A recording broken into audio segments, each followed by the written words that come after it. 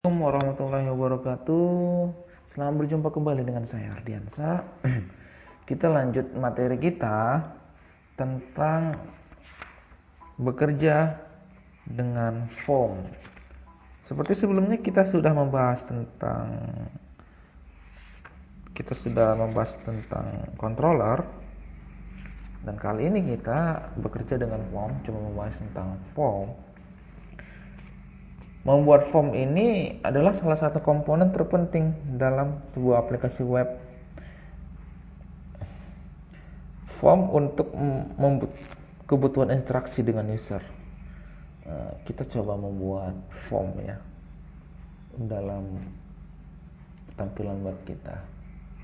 Untuk teman-teman yang sudah mengikuti sebelumnya, pasti sudah bakalan sampai di sini kita pembahasannya. Di siswa nanti kita bakal membuat tambah siswa di sini ya. Untuk itu kita kembali masuk ke pembahasan kita. Kita coba masuk, kita membuat sebuah file baru bernama create. Kita simpan di dalam folder siswa ya. Di sini untuk ini kita ini dulu. Di siswa ini kita masih hanya memiliki indeks ya. Kali ini kita coba simpan dengan nama create.blade.php. Oke, di sini kita langsung extend template kita, extend template agar langsung terpanggil. Selanjutnya kita template-nya sudah, kita langsung section untuk isi dari main-nya. Nah, di dalam ini kita bakal buat div dengan ID siswa. Kita tambah di sini H2, tambah siswa ini. Kita tambah di sini form.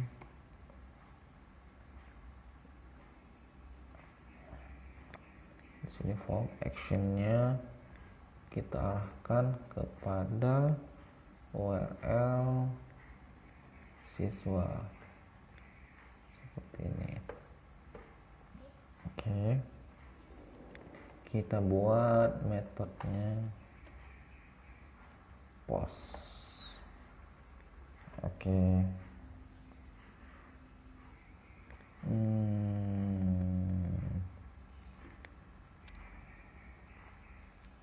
Kita coba buat dulu terlebih dahulu controller di siswa controller. Kita buka di root, dulu. Kita buka di root di sini. Kita buat root baru, root get siswa create. Nah, seperti ini. Create misalnya siswa controller add create ya.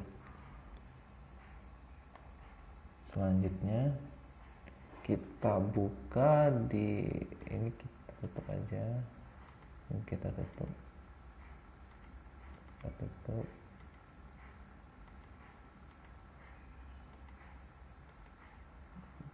ya. Kita masuk ke siswa controller. Nah, di sini kita tambah satu controller baru di sini ya. Di sini namanya public function create.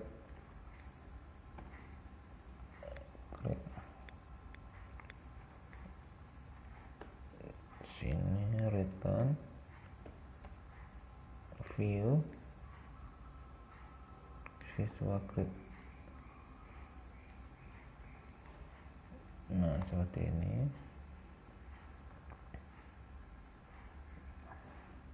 Jadi kalau seandainya kita ketik di sini siswa, terus ada create, dia bakal mengarah ke sini di form yang akan kita buat ini. Oke, kita buat satu form. Jadi kita buat div di sini, div form group seperti ini. Kita buat label ya, label kelasnya control label NISN. Labelnya di sini kita kasih NISN. Baru inputannya, input kelasnya form control.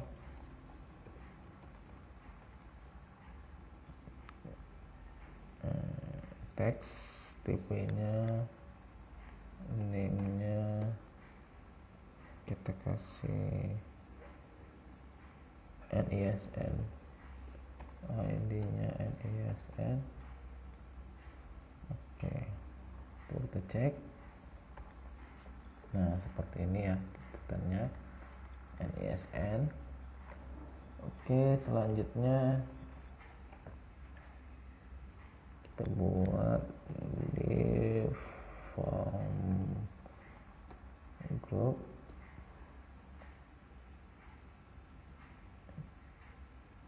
Ini label titik kontrol label, warnanya nama siswa,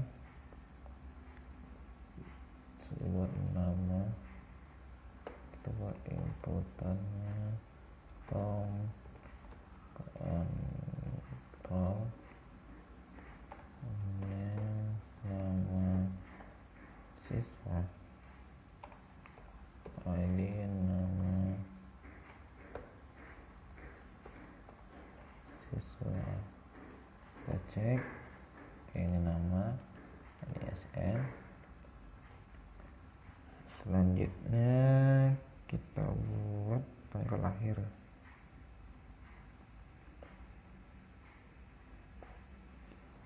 Ini kita copy aja ya biar enggak. Di sini from for tanggal lahir,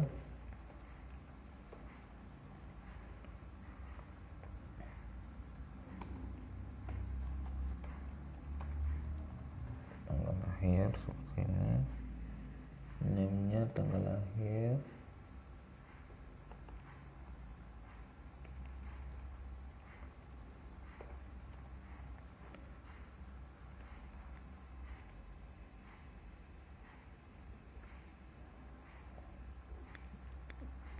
tanggal lahir, TP-nya kita kasih date. Kita cek. Nah, seperti ini. Oke, seperti ini. Selanjutnya kita buat di form group.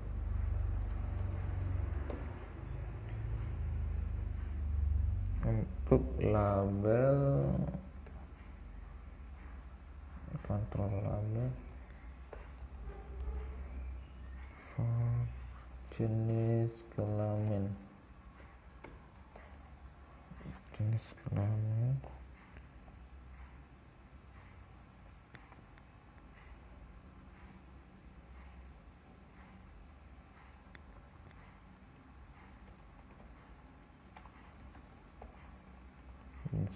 gini ya.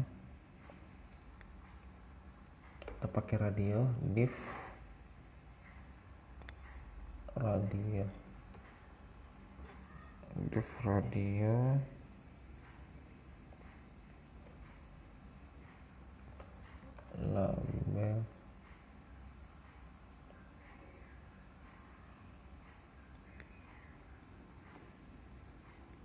sini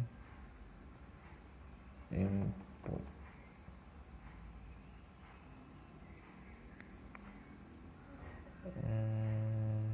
tipenya radio, name, jenis kelamin, value-nya L, ID, jenis kelamin,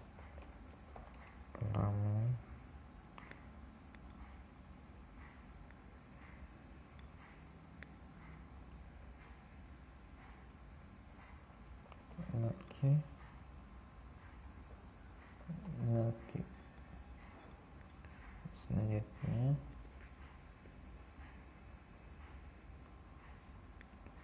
kita buat lagi div radio,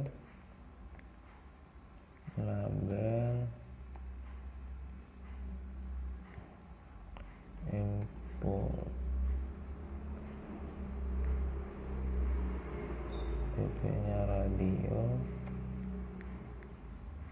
name, jenis kelamin, value-nya perempuan, ID, jenis kelamin, di sini perempuan.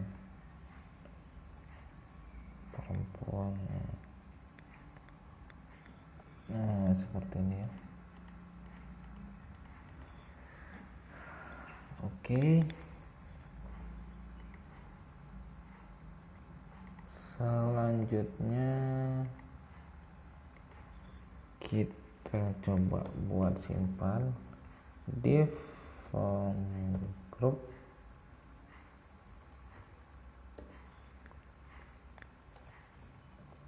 input isinya btn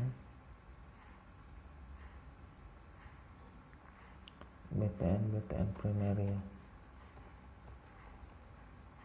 kita kasih btn primary ini warnanya agak kebiru-biruan, form control tipenya submit, value simpan.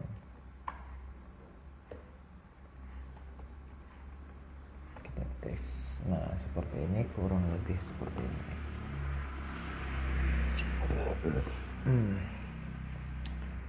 Untuk membuat URL yang menangani proses penyimpanan data, kita memakai perintah URL siswa ya. Di sini kita memakai URL siswa yang akan menghasilkan siswa ke siswa. Metode yang digunakan untuk mengirim menyimpan data adalah post. Metodenya post.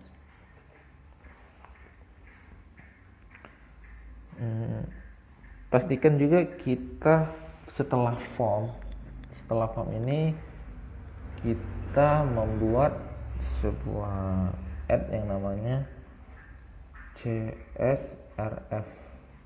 Nah, seperti ini, CSRF. Nah,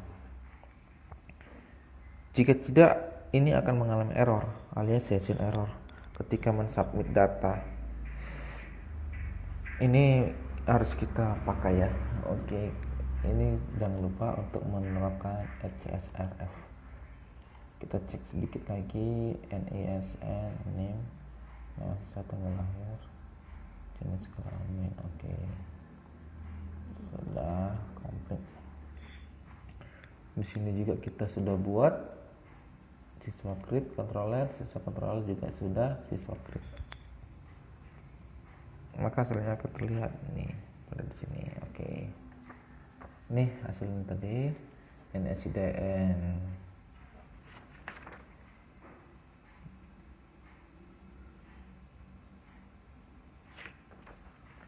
Oke, sampai di sini. Jika kita klik tombol simpan, maka akan muncul error ya. Ini terjadi karena kita belum membuat route dan method untuk menerima merespon data dari form. Itu ya, kita klik, ini bakalan error. The post method is not supported for this route. Support methods get head di sini. Filenya belum ada. Sekarang kita coba menerima dan memproses data dari form ini. Untuk menerima atau memproses data dari form, kita dapat melakukan seperti ini. Kita membuat route dulu pada web. Di sini kita membuat route baru, route namanya post. Di sini siswa, di sini siswa controller add store. Nah, seperti ini. Post siswa controller add store. Baris method store ini baru kita pada menu controller siswa controller ini juga kita buat controller method store. Kita buat method baru di sini namanya public function store. Public function di sini. Public function, nah seperti ini.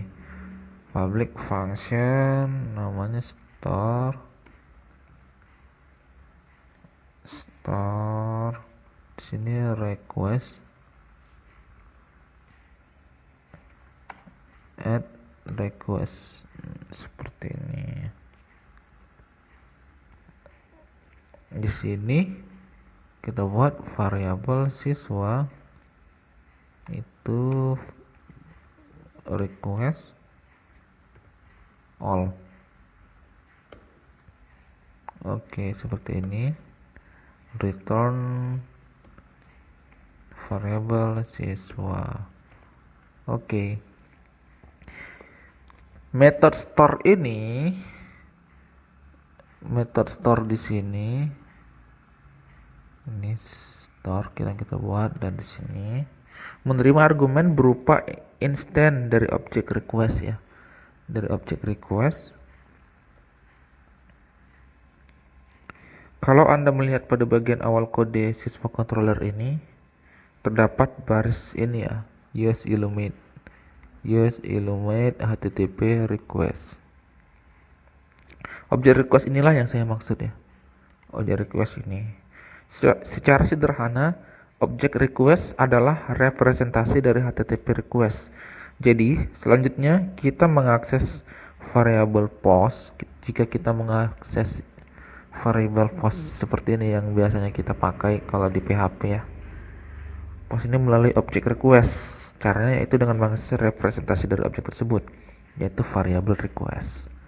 Oke. Saya harap teman-teman paham ya.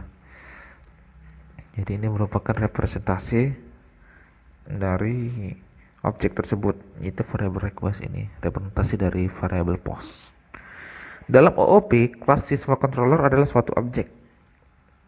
Siswa controller adalah suatu objek. Demikian juga kelas request. Untuk melibatkan atau memasukkan objek request yang menampung data form ke dalam fungsi atau method store yang ada di objek lainnya, yaitu objek siswa controller, diperlukan sebuah mekanisme.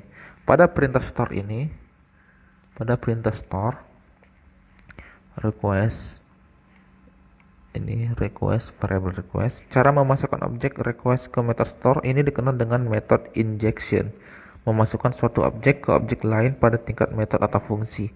Penulisan semacam itu juga berfungsi sebagai typecasting, juga berfungsi juga untuk menyaring atau memastikan bahwa variabel request yang diterima method store yang bertipe objek request.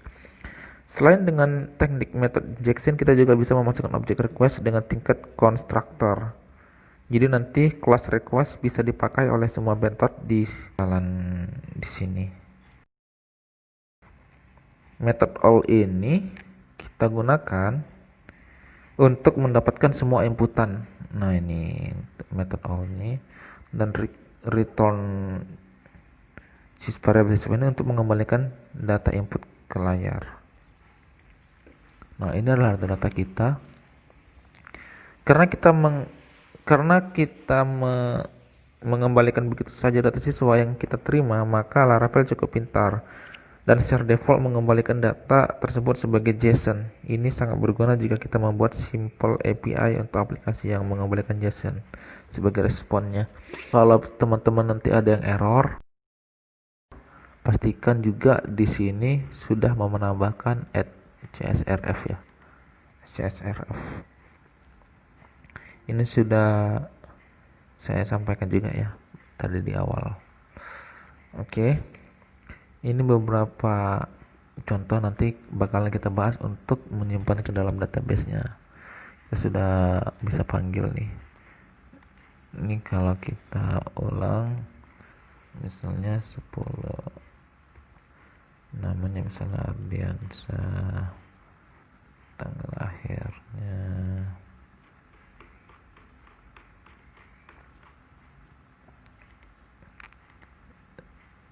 1 Januari, laki-laki. Nah, dia sudah terpanggil.